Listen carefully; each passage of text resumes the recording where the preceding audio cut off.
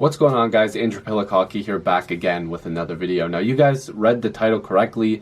Could the Leafs and the Edmonton Oilers be working on a big trade, possibly a blockbuster? I don't know. There's been some rumors floating around there. And again, I want to put this out there that's just rumors right now. We could be hearing more. I was hoping to see if something was said on Saturday's headlines. At the time I'm recording this is Sunday, the January 19th. So on the 18th, yesterday, I was hoping, again, at the time I'm recording this, I was hoping they'd mention something because there were some reports, I believe from Pierre LeBrun, saying that the Edmonton Oilers are looking at the Leafs situation when it comes to their depth forwards, and that's Kapanen, Kerfoot, and Johnsson. Now, if we're looking at the Edmonton Oilers right now, they're currently sitting second in the Pacific Division as I'm recording this, but they've gone back and forth and being a good winning team to losing a few games, to winning a few, to losing a few. Right now, in their last 10, they're 6-3-1, and they're on a 2-game winning streak, of course. I believe at the time you're watching this video, we're on the break right now. Of course, there's no games being played, but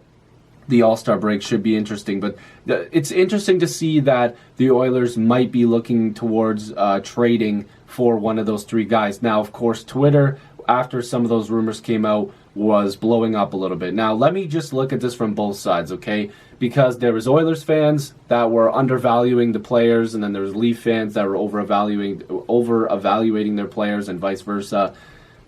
Chris Russell, Oilers fans, Chris Russell does not get you one of those three forwards. Let me just tell you right now, it's not a secret. Chris Russell is not good, and he's not on a good contract. So before you go out there and say that he's going to somehow fetch one of those three guys, keep dreaming, knock on wood. God, please don't make that trade happen. But the Leafs have such a deep analytical department that there's absolutely no way in hell that Chris Russell is the guy that's going to be traded for one of those guys if it happens. Now, the reason why the Oilers need to make this trade is because they do have some defensemen that could intrigue the Toronto Maple Leafs. Of course, a lot of Leaf fans are looking for Larson or Nurse, but I don't believe that a one-for-one trade for either of those guys is a possibility either. I believe if it was a Kapanen trade, you're definitely adding a little bit to try to acquire a guy like Larson or Nurse especially, but it won't be cheap. Like, the Leafs will have to add in maybe even a prospect like Bracco. Maybe that's another guy that gets added into there for a defenseman. You never know. But the Leafs also shouldn't make a move where they're hurting their depth right now, and I'll get to that in a second. But the Oilers right now, they have Connor McDavid, of course, best player in the world, 76 points in 49 games played. Leon Draisaitl, 75 and 49, killing it this year. Nugent Hopkins, 33 points in 43 games played. Neal, who's having a great bounce-back year with 19 goals right now and 9 assists, 28 points in 49 games played. And Zach Kassian, who's about to get overpaid, 28 points in 44 games played. Guys, the only reason he's getting paid that much is because he's playing with McDavid. If he wasn't, he would not be putting up points. I'm sorry, that's just the truth. But Clefbaum, he's not going anywhere. 28 points in 49 games played. Nurse, it would be tough to pry him out of there. 21 points in 49 games played. Bear has come up and done a decent job for them too. But Adam Larson, he's had some injury trouble. He's got 4 points in 27 games played. I know he's a defensive style guy, but I don't know how eager the Leafs would be to make a deal like this, considering they would really like to try out Liljegren and Sandin before they go ahead and make a move. Jake Muzzin will be back after the All-Star break for the Leafs, knock on wood. Hopefully that happens. And of course, Morgan Riley will be back come playoff time if the Leafs are in a position to be there. The reason why I'm arguing that the Leafs shouldn't make this move is, like I said before, you're coming back from the break, and they're going to have Jake Muzzin back, who's their most physical defensive guy, so that's obviously going to boost the team. Rasmus Sandin being up also gives the team a boost. It's him likely playing over Martin Marincin, and then you've got a guy like Cody Ceci, who I do believe could be traded by the Toronto Maple Leafs before the NHL trade deadline. That would mean you're either bringing in a cheaper option like a Brendan Dillon, or you're bringing in an Alex Martinez, who will probably be cheaper. Alec Martinez, who would also be cheaper than going to the Oilers and giving them one of our depth forwards as well. And the reason I'm saying this is because I feel like a Larson or Nurse trade would definitely have to take one of those three guys, probably Kapanen, because if Kapanen was playing with McDavid, he would probably put up a lot more points and help McDavid a lot as well. And I'm not saying that Kapanen would make McDavid better. I'm just saying McDavid hasn't exactly always played with the best wingers, and Kapanen seems like a guy that would fit in there. Same with Johnsson and Kerfoot. Like, all these guys would probably make sense playing with McDavid, as he hasn't exactly had the best wingers, like I said. But the Toronto Maple Leafs would be better fit going after a defenseman like Dylan or Martinez, just based off the fact that the rumored asking price for these guys is a young player plus a pick, most notably probably a second-round pick.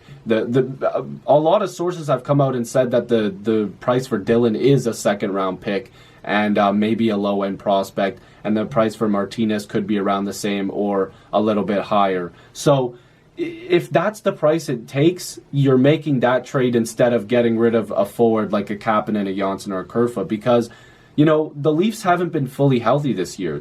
Every time somebody comes back, somebody else is injured. Like, Moore is still out, Mikheyev is out, Muzzin and Riley are both out right now. Like, Johnsson was hurt for a long time. Tavares was out for a bit. Marner was out for a bit. Like, the Leafs haven't been healthy. Freddie Anderson hasn't been playing that great recently. Hyman was out at the beginning of the year. Dermott was out at the beginning of the year. If the Leafs are fully healthy going into the playoffs with the roster they have right now, they're way better than they were last year. They are. They just have way more depth than they did last season. And a lot of people say, oh, but the physicality. Guys, the Leafs can score the lights out, and if you get good goaltending from Freddie Anderson, they're in a way better position. The Oilers would be taking away a piece that the Leafs could be using for that playoff run. It just makes too much sense to hold on to the depth that you have unless you're getting back a bona fide, top four guy that's definitely going to help the team, and the Leafs are healthy so you can make that move. But it just doesn't seem like it makes a ton of sense unless you find a way to get rid of Cody Ceci as well. Like, you never know. This trade with the Oilers could become a bigger deal, but with the money reasons too, it would have to take a lot because the Oilers have to shed salary just as much as the Leafs do. So it would be interesting. If I'm giving my opinion, it doesn't make a ton of sense to me. The Leafs are also, like I said, they're fighting for a playoff spot too.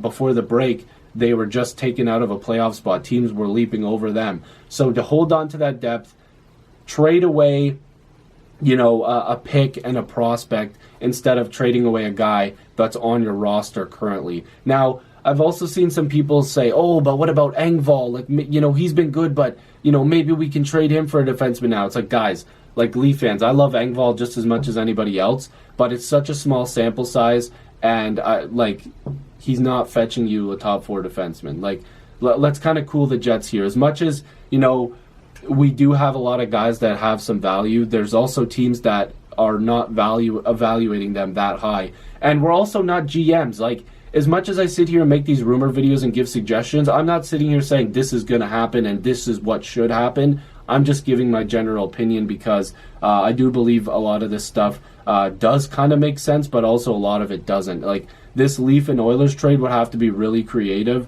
because as a Leaf fan, I just don't know how this trade would work and benefit the Leafs because I don't, money-wise, and also because the Leafs are really trying Liljegren and Sandin, I think, before they go out there and make a move that could potentially be bigger than just, trading away a pick and a prospect. They really want to try and get these guys playing. But if they do make a trade, like I said, I just believe it'll be more of a depth move rather than them going out there and making a splash where they get rid of a forward like Kapanen or Kerfoot or Johnsson for a defenseman. And, I'm not exactly blown away by acquiring Adam Larsson. Like, he hasn't been all that great this year. Defensively, he's been decent, but I'm not super impressed by him. I mean, he's -8 right now. There's a lot of minuses on the Oilers, and again, plus minus is not a great stat to go off of always, but I just figured he would probably be more of a plus, maybe closer to a plus player due to his defensive style of play. And then Darnell Nurse, again, that he's a 0 right now in terms of plus minus, so he's been doing pretty decent right now, and again, he's got 21 points, he's got 4 goals and 17 assists, so it would be a little bit tougher probably to pry him out of there. But hopefully you guys enjoyed this video. I didn't talk for too long, hopefully. If you're new to this channel, make sure to subscribe. I'd really appreciate it. Join the squad. Let's get to 7,000 subscribers. Will the Leafs and Oilers make a move or will they make other moves? Leave your suggestions down below, Leafs and Oilers fans. And I appreciate you guys as always, and hopefully I'll see you in the next video or stream. Peace.